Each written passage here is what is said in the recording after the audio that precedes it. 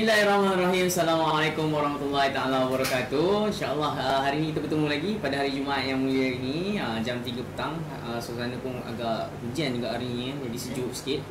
Kita pun hari ini nak berbincang ataupun sema-sema sikit lah dengan tetamu-tetamu saya, auspice mate saya jugalah.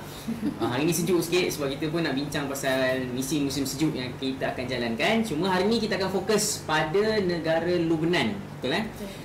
Jadi sebelum kita ke hadapan dengan lebih lanjut lagi, saya nak minta lah akak sebelah saya ni untuk kenalkan diri dulu. Silakan kak. Ya, Assalamualaikum. Nama saya Fariza. Boleh panggil saya dengan Fiza. Saya adalah bahagian projek dan juga PR kepada Malaysia for Syria dan juga Global Peace Mission Malaysia. Okay, terima kasih. Akak di sebelah sana. Nama saya Zatul Ifah. Boleh panggil saya Zatul. Saya bahagian pemasaran Malaysia for Syria. Okay, kita bersama dengan inilah Kak Fiza dan juga Zatul. Okey, insyaAllah kita akan mulakan misi musim sejuk ini bermula bulan lepas lagi sebenarnya. Dan musim sejuk ni akan berlanjutan sehingga tak silap saya bulan 3 atau bulan 4 lah. So nak tanya sikit kepada Kak Fiza. Ya. Bila kita cakap Lubnan ni kan, sebelum tu lah akak pernah pergi Lubnan ke? Akak pernah first time pergi Lubnan. Waktu tu tahun 2016. 2016, 4 tahun lepas 4 tahun lepas. Itu baru first time lah akak pergi Lubnan. Waktu tu akak bawa satu group daripada pelajar USIM yang di-lead by Profesor Norita. Kalau USIM ni biasanya projek panggil apa? JISO kan? JISO. Betul. Zatul pernah pergi Lubnan tak? Saya pernah pergi 2 kali. 2 kali? 2 kali je, tak banyak pun kan? Kak Fiza pergi berapa kali? Kak Fiza pergi berapa kali? Kak Fiza pergi kali lah. 2 kan? 2 je kan? Ketiga tak? 1, 2, 3. Lagi banyak lah. Lagi banyak. Last Zatul pergi Lubnan bila? Saya pergi awal tahun ni sebelum COVID sebenarnya. Waktu tu sebelum COVID pergi untuk musim sejuk sebab ada ribu taufan kat sana. Kita pergi. Kemudian balik-balik terus COVID macam tu. Tu tahun lepas lah ke tahun ni? Tahun ni, awal tahun ni. Oh, awal tahun. Bulan 3 macam tu lah. Awal bulan 3, hujung bulan 2 macam tu. Okey. So pergi masa tu bukan winter kan? Waktu tu ada ribut salji dan kita orang decide tiba-tiba terus hantar tim. Tak plan langsung pun nak Kak pergi Fiza pun sebenarnya. pernah pergi masa winter juga? Masa winter juga. Waktu tu kita orang pergi waktu tu bulan 12 bulan. Bukan sorry. Akhir bulan 1. Waktu tu winter tengah apa orang cakap? Salji turun waktu peak winter. Kalau winter dekat Lubnan ni macam mana? Cerita sikit. Sebab saya sendiri pun tak pernah pergi lah Lubnan kan. Sebab saya ajak korang dua. Kalau tak saya sendiri orang kan. So cerita sikit macam mana keadaan winter dekat Lubnan tu? Okay, actually waktu yang akak pergi tu first waktu nak decide winter tu adalah Raja Yusim. So dia datang kat kita orang, dia kata dia nak propose untuk pergi misi. Awalnya rasanya waktu tu nak pergi Turki Syria kot. Then ke Lubnan, aku tak ingat lah. Then kita decide untuk pergi Lubnan. So waktu pergi Lubnan tu, first pergi Lubnan tu isu ISIS tengah naik. So kita banyaklah cabaran dia waktu nak masuk tu. Sampai kan orang tu kita orang bawa kotak. Dan kotak tu ada dia badge. So orang yang immigration siap tahan lagi. Dia suruh kita orang buka lagi sebab ada bunyi. Button So badge button badge. Loh. Dia ada pin Kecil je pin dia. Pin kecil. Lepas tu dia buka, lepas tu tengok ada button badge dia cakap tak boleh bawa. Sebab waktu tu kita as education dia tulis kat situ save Syria semua kan. So dia nampak benda tu dia tak nak. Then when kita nego dengan dia, so okay, lepas je. Tapi bila kita keluar je daripada lapangan tu kan, kita keluar je daripada airport tu penuh tentera. So macam ya pasal ni banyak tentera Airport kan. Lubnan Airport Lubnan banyak tentera. Tapi kita orang jalan naik bas. Bila kita orang first sampai kat Lubnan tu, waktu banyak checkpoint tau, by checkpoint. Sekejap 2 km ke 3 km checkpoint. Sampailah kita orang pergi ke Kitar Maya. Tapi nak masuk bila esok hari tu kita nak pergi ke camp. And then sampailah ke Bikor. Bikor ni kawasan pegunungan yang penuh salji. Pergilah ke Bikor. Berapa jauh tu daripada airport nak ke situ? Kalau kita orang boleh daripada airport Beirut ke Kitar Maya. So dalam tak jauh lah, dalam 45 minit macam tu. Daripada Kitar Maya nak pergi ke Bikor tu dia ambil masa dalam 2-3 jam. So jalan dia licin. Nak naik ke Bikor tu. So kalau katakan jalan licin tu, korang tak boleh guna tayar biasa. Dia macam kena ada besi yang ikat kat tayar tu. Kalau tak dia jalan licin. Lepas tu ice Ais. Tengah cair. Naik atas. So nak hantar tu memang kawasan sejuk lah. Lepas tu keesokan hari tu kita ada pergi satu tempat kat dah lupa dah nama dia waktu pergi dengan Kak Maria. Hujan apa orang cakap, hujan batu. Kan mesti sejuk hujan ais. So memang sangat-sangat sejuk. Itu dekat camp lah. Itu dekat camp. Kau bayangkan lah. Kau bayangkan dengan orang yang duduk kat camp, dengan heater dia kecil ni, tapi dengan tahap kesejukan, ya Allah, kalau akak waktu tu akak ada asma tau. So bila dah tahap kesejukan tu, akak tak boleh kontrol. Sikit-sikit je rasa macam sesak nafas. Sikit-sikit je rasa macam, ya Allah sejuknya tak boleh ni. Sampai orang tu kata dia letak tempat panas kat depan akak. Dia orang pula tolong akak dia orang pula tolong akak. Kata aku kata tolong dia, itulah aku lah. Kata balik lah. Kalau kata perjalanan ni pun lebih kurang macam kat Visa lah kan. Tapi tak adalah se-extreme kat Visa. Sebab kita orang pergi tu ribut salji. So bila ribut salji, dia ais tu dia tak sampai ais lagi, dia baru ribut. So dia ribut, dia banyak delay on kita orang punya perjalanan lah. Sebab kita orang duduk kat Kota Maya kan, Camp Pelarian di Arsal. So dia kena lalu banyak bukit-bukit tau. So bila ribut salji, dia tak dibawa laju, kena bawa sangat slow. Lepas tu kalau ribut kena berhenti tepi jalan, macam tu. Tapi tak adalah sampai nak kena letak besi sekeliling tu, tak adalah. Cuma just sekadar ribut lah. Dia suhu paling sejuk kat Lebanon ni yang korang pernah pergi tu berapa? Waktu 2016 dengan 2017 paling sejuk dekat akak adalah kosong ataupun -1 je. -1 je. Tak lah. Itu kalau malam. Kalau dekat Arsal tak sure. Lebih kurang negatif lah, 2-3 macam tu biasa lah. Dia mesti sejuk, dia boleh capai negatif lah, boleh capai bawah kosong lah. Kalau pagi tu kau okey je. Tapi bila malam tu yelah, malam lagi sejuk lah malam kan? lagi sejuk. Betul. So biasanya dekat Lebanon ni banyak ke camp-camp pelarian Syria ni? Banyak. Arsal lah terutamanya kan? Arsal, betul. Dekat Biko ada, sebab bukan dia pelarian Syria saja tau. Dia dekat, dia ada pelarian Palestin juga, dia ada Iraq. Dan Syria juga. Dan Syria juga. Sebab Lebanon ni dia dikelilingi oleh negara perang tau. Contohnya Syria, Palestin dengan apa satu lagi kan? Kedua je. Syria, Palestin tu je dapat. Dan kebanyakan pelarian dia lari ke Lebanon untuk menyelamatkan diri. Lebanon tu negara yang kecil je. Kalau kita tengok populasi dia 1/5 rakyat Lebanon tu adalah pelarian. So 1/5 tu banyak juga. Banyak lah, 5 orang, 1 tu adalah pelarian. Kira masa korang pergi tu, satu camp tu dia pack ke macam mana? Dia pack lah. Dia macam ni, contohnya kan, kalau satu kawasan yang besar tu, awak jalan 1 kilometer dah ada satu camp. 1 kilometer lagi satu camp. 1 kilometer lagi satu camp. Oh, dekat-dekat lah. Dekat-dekat. Jadi kalau Lebanon ni kawasan kecil, lepas tu mata wang yang tinggi. Dan nak katakan dia kerajaan Lebanon sini pun tidak mampu tolong rakyat Lebanon sini. Ini kan pula nak duduk tolong pelarian, memang susah. So kalau you guys masuk je kat Lebanon tu, memang jangan pelik bila ada je tiba-tiba orang Syria jual botol air RM1, RM2, RM2. RM2 je lah. Contoh. Kira diorang ni mencari rezeki dengan menjanji macam tu lah. Selain daripada tu ada ke? Diorang dibenarkan kerja ke macam mana? Berkebun. Setahu akak lah, macam kalau akak pergi sana berkebun, ada yang bekerja juga.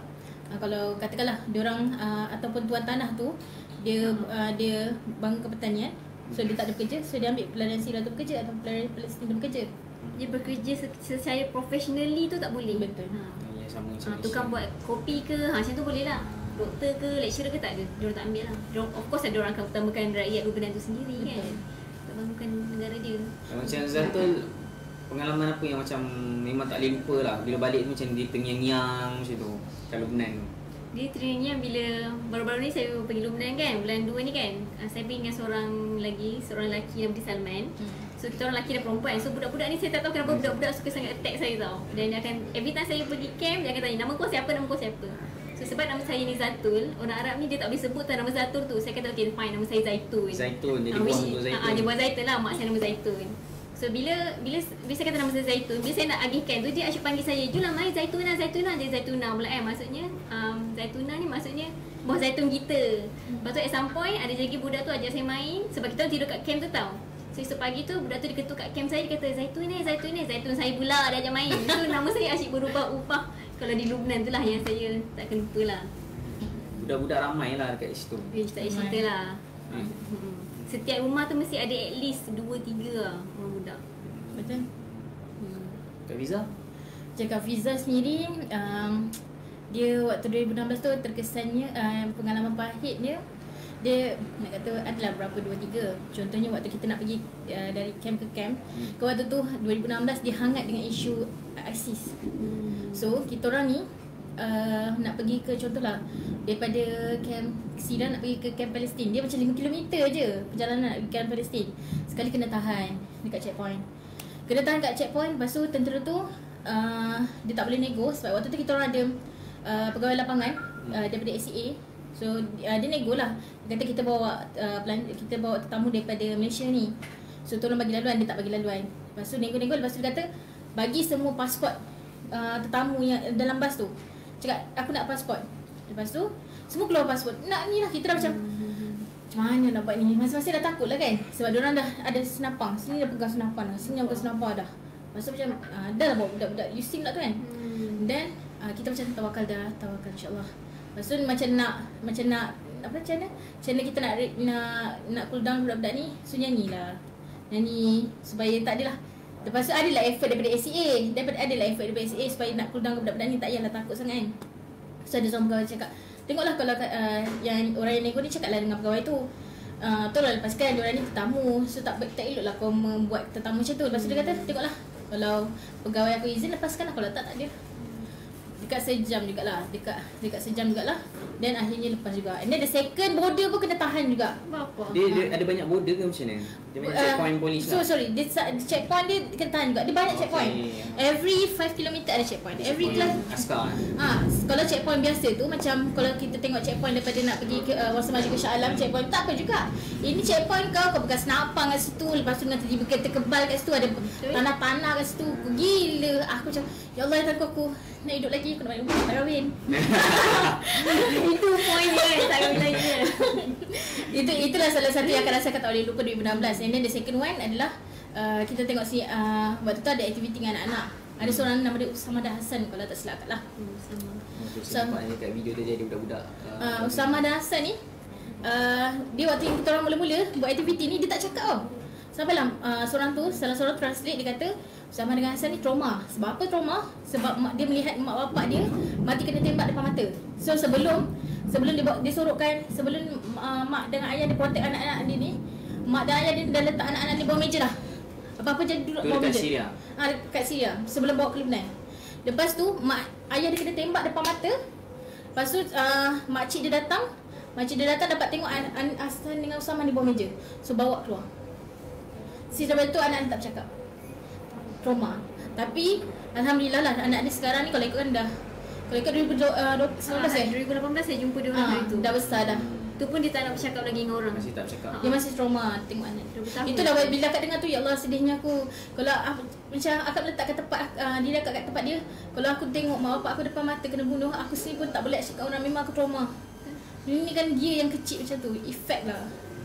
So dia selain daripada kita bagi bantuan alat pemanas, makanan ke apa, penting juga saya rasa bantuan psikologi ni kan. Betul, sangat betul. Kalau nak tengok anak-anak sana yang terkesan tak ada kaki, tak ada tangan disebabkan peperangan, memang kita sendiri kat sini bersyukurlah. So akak dah beberapa kali pergi, 3-4 kali pergi kan. Daripada awal akak pergi sampai yang last misi akak pergi ke Lebanon ni, ada tak akak nampak sebarang progres perubahan ke apa-apa kat camp tu? Kalau 2016, contohlah pada 2016 akak nak pergi masuk ke Arsal tau. Tapi disebabkan waktu tu isu Arsal, kita ada konflik kat Arsal, yang mana peperangan waktu tu peperangan di antara tentera Lebanon dengan tentera pembebasan Jabhatun Nusrah dekat Arsal, yang menyebabkan 700 camp di Arsal terbakar. So berlaku konflik kat situ. So kita orang tak boleh masuk kat sana. Then now daripada 2018, 19 kita dah boleh masuk. Kita tengoklah Arsal ni macam mana keadaan dia so far. Tapi bezanya diorang ada pindah rumah. But now 2019 Kerajaan Lebanon dia macam menghapuskan rumah-rumah batu. Pelarian ni hanya boleh duduk rumah kemah saja. Bayangkan rumah kemah kalau tiba time salji yang ekstrim, macam mana ada orang? Banyak je lah kes kemah-kemah runtuh sebab salji yang teramat kuat di Lebanon. Ribut salji. Ribut salji setiap tahun Lebanon akan kena ribut salji. Kalau dalam bulan 1, bulan 2, bulan 3 tu akan datang lah Ribut salji waktu tu lah banyak kemah jatuh, runtuh, budak banyak mati tertimbus. Waktu tu lah. Ada yang kes. Ada. Mesti ada. Ada yang beku. Sangat teruk. Kalau bagian Arsan memang ekstrim lah musim sejuk. You guys boleh tengok sini kalau katakan kalau tetap apa ni dekat penonton kat luar sana boleh je Google ke apa ke tengok berita news mengenai Arsal bila time musim sejuk yang mana kambing sendiri pun boleh beku. Tak lagi budak kan. Itulah. Jadi kambing frozen Kambing Makan BBQ. Kalau korang pergi masa musim sejuk ni, ada pernah tak korang tidur sekali dengan diorang dalam camp tu? Kita orang kalau waktu Lubnan kita orang pernah tidur kat dia bukanlah kata nak so called camp. Dia area kawasan camp macam rumah juga. Yang mana dia orang memahaskan untuk kita orang tetamu yang perempuan duduk kat situ. Dia tak tidur pun kita orang. Dia ibarat dia tidur tempat lain. Dia duduk depan rumah, kita orang duduk kat rumah dia. Apa camp tu? Ni dekat rumah anak yatim Firdaus dekat Arsal tu. Tu saya pernah pergi juga situ. Zato masa pergi tu pergi berapa camp dalam Lebanon? Saya pun tak ingat berapa camp sebab sehari tu up to 5 ke 6 camp lah. Kalau dekat-dekat. Bayangkan kalau seminggu tu mungkin dalam 30 ke 40 camp lah. Jadi depend on berapa dana yang kita bawa, lagi banyak dana yang kita bawa, lagi banyak camp yang kita pergi lah macam tu. So keperluan untuk musim sejuk ni, keperluan apa yang benda-benda penting lah yang untuk dibantu mereka-mereka yang di Lebanon ni? Kalau saya suka kemah dan juga alat pemanas lah. Tapi kemah di Lebanon agak mahal kan Kak Fiza? Berapa? $5,000 $4,000. $4,000, $4,000. Sorry, $400. $400. Dalam $2,000 lah lebih kurang tak? Dah $2,000. Sorry, $400 $2,000. Sebab kenapa saya katakan kemah? Sebab kemah dia akan protect the house kan. Kalau kita bagi canvas yang baru, so at least dia boleh replace yang baru lah dan canvas yang agak tebal lah. Kemah tu kemah canvas lah. Sebab kita tak boleh bina rumah dekat Lebanon. Kalau bina rumah, kerajaan akan sebab dia di camp-camp kan. So melainkan di Turki. Turki boleh bina rumah lah. Turki dan Syria. Kalau alat pemanas tu, dia alat pemanas macam mana? Dia pakai elektrik ke? Dia alat pemanas yang pakai arang batu ke? Ada yang arang batu. Kebanyakannya diesel lah orang kata. Diesel. Kalau di Lebanon banyak pakai diesel. So alat pemanas tu dia alat tu dan juga keperluan diesel tu sendiri lah. Jarang lah yang pakai elektrik sebab dia orang pun tak bekerja. Betul. Yelah kalau kat camp mungkin agak susah sikit nak dapat elektrik kan. Adalah harga Lebanon ni dia pakai mata wang dia dan juga mata wang apa nama US dollar. So nak kata betapa kecilnya duit dia orang kena pakai US dollar dah. Kalau bayar ikut US dollar dia orang akan bagilah ikut Liban nama dia Liban. Kalau kita ringgit Malaysia dia orang Liban. Okey, itulah yang penting ada pemanas. Alat pemanas, kemah. Tapi kemah tadi adalah $1,000 bersama dengan $4,000. Kalau untuk makanan diorang kat musim sejuk ni macam mana diorang dapatkan sumber makanan ni? Kita ada bagi kita ada bagi makanan asas juga dan dalam masa yang sama kita ada bagi makanan panas juga pada diorang. Maksudnya masak kat situ ke macam mana? Kita memang hire kita ada macam ni kita menyerahkan lapangan memang hire seorang satu catering lah untuk masakkan untuk pelarian. Dekat situ lah. Dekat situ. Dia dah masak kat rumah dia, so dia bawa makanan dia dekat situ, so dia agihkan kat situ. Ada juga bagi makanan ruji jugalah. Yes. Kotak makanan tu yang akan mengenyangkan mereka dalam sebulan macam tu. Orang biasa makan apa? Makan roti lah. Dia orang roti, cheese, kacang-kacang. Nasi tak sangat sebenarnya, tapi kita bagi je lah nasi. Kalau kat dalam makanan ruji tu ada minyak, garam, gula, teh, pasta, keju. Kadang-kadang tu kita bagi ayam beberapa ekor dan juga sayur-sayuran lah. So tak adalah beza sangat makanan antara musim sejuk je, tak adalah tu makanan khas ke, tak ada. Sama je. Sama je. Sama, cuma bila musim sejuk ni kita akan makan dengan sangat banyak sebab badan kita memerlukan haba. So macam mana kita nak dapatkan haba, kita kena makan banyak gitu. Faham. Okay, terima kasih banyak kepada penerangan Zato dengan Kak Fiza. Panjang dengan cerita Kak Fiza, seronok Kak Fiza bercerita ni. Patutnya kita buat satu video khas bersama saudari Fiza. Okay, mungkin sebelum kita wrap up ni, mungkin ada daripada saudari Zato lah, mungkin ada benda-benda yang tak terluah lagi untuk diceritakan kan. Sila lah kata-kata penutup. Itulah saya harap dermawan-dermawan yang tengok video ni sudi menderma kepada pelarian-pelarian di Lebanon. Kerana kalau nak kata tu apa, Lubnan ni antara salah satu bumi Syam yang Tuhan rahmati. Selain daripada Palestin, Jordan dan juga Syria. Dia sekali kan tanah Syam kan. Tanah Syam. So insya-Allah lah akan ada keberkatan lah kalau kita menderma tu. Sebab pelarian pelarian yang lari ke Lubnan semakin tahun kian meningkat. So kalau kita tak bantu siapa lagi? Betul tak Kak Fiza? Betul. Itulah. Fiza? Okey, untuk akak pula, pada penonton di luar sana, apa yang anda boleh bantu, apa yang anda mampu untuk bantu, sila bantu. Apa yang contohlah anda tidak mampu untuk bantu dari segi kewangan, mungkin anda boleh bantu hebah-hebahkan mengenai kempen-kempen yang dijalankan oleh Global Peace Mission Malaysia dan juga Malaysia Khawazira pada rakan-rakan, saudara mara, sahabat handai. So itu mungkin sebenarnya sekecil-kecil usaha kita, walaupun kita rasa kecil, besar di sisi Tuhan, dibantu Tuhan. So bantulah. Lagi satu, kenapa kenapa perlu bantu pelarian Syria kat Lubnan? Sebab mereka juga saudara-saudara kita, saudara-saudara Islam kita, yang mana kita bertanggungjawab untuk bantu mereka. Isu bantu-membantu ni bukan hanya orang yang dekat saja, orang yang jauh, sesiapa yang memerlukan kita patut bantu. Kalau kita berpeluang untuk membantu, silakan untuk bantu. Jangan condemn orang lain yang membantu, tapi beri sokongan. Benda yang baik, kenapa nak condemn? Tapi beri sokongan. Terima kasih. Kata-kata terakhir. Saya betul lah apa yang dikongsikan oleh saudari Fiza dan juga Zatul. Khairun nas anfa'ahum linnas kan. Sebaik-baik manusia itu adalah mereka yang memberi manfaat kepada orang lain. Jadi siapa-siapa yang nak berkongsi pada hari Jumaat yang mulia ni, insya-Allah boleh ke link di bawah. Ada sediakan link ke kat bawah? Tengok ada. Ada.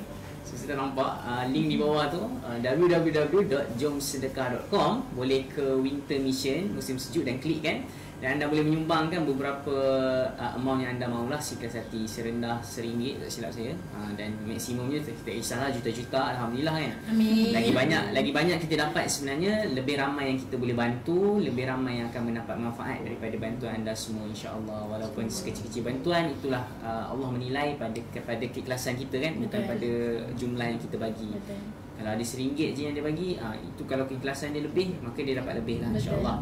Jadi terima kasih kerana sudi bersama kami. InsyaAllah kita akan berjumpa lagi pada slot-slot yang akan datang. Ada satu video terakhir yang kita akan tunjukkan kepada anda semua. Jadi jemputlah untuk menonton. Sekian, Assalamualaikum warahmatullahi wabarakatuh.